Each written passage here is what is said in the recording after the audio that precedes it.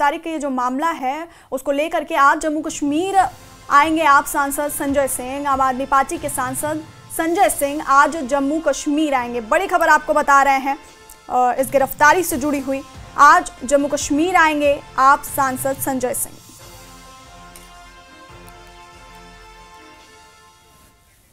और महराज मलिक की गिरफ्तारी पर सियासत गर्म है। महराज पर पीएसए लगाने को लेकर सवाल उठ रहे हैं। आम आदमी पार्टी नेता संजय सिंह ने कहा कि अगर किसी कानून का उल्लंघन किया है तो उसकी धाराओं में कार्रवाई होनी चाहिए, लेकिन पब्लिक सेफ्टी एक्ट लगाना ये गलत है।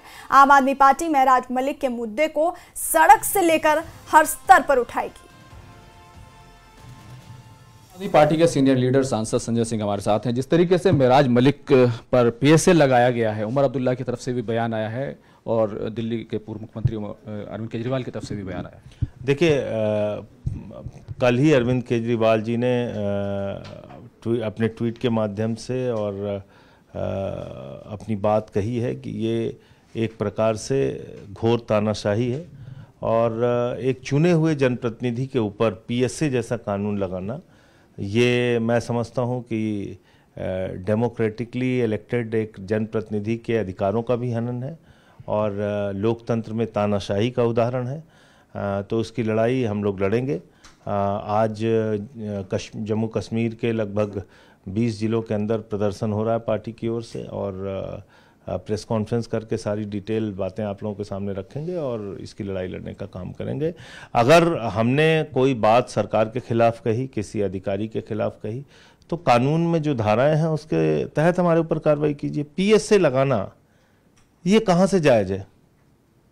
पीएसए जैसा कानून लगाना कहाँ से जायज़ है?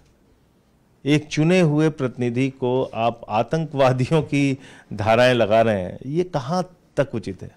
तो मुझे लगता है कि वो जो कार्रवाई हुई है उसके खिलाफ हम सब लोग।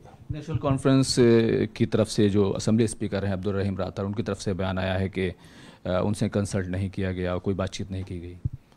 तो ये तो विधानसभा के अधिकारों का भी हनन है।